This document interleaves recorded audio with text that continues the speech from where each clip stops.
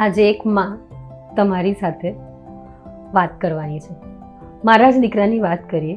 એ 12 વર્ષનો થયો અને દર વર્ષે એનો જે કહેવાય ને પીડિયાટ્રિક વેટ અને હાઇટનો જે ગ્રોથ ચાર્ટમાં અમારા ડોટ્સ ઓલવેઝ આગા પાછા હોય. અને આ વર્ષે વેકેશનમાં અમે બંને એક કહેવાય ને હેલ્ધી હેબિટ્સ અને હેલ્ધી ચેલેન્જ લીધું.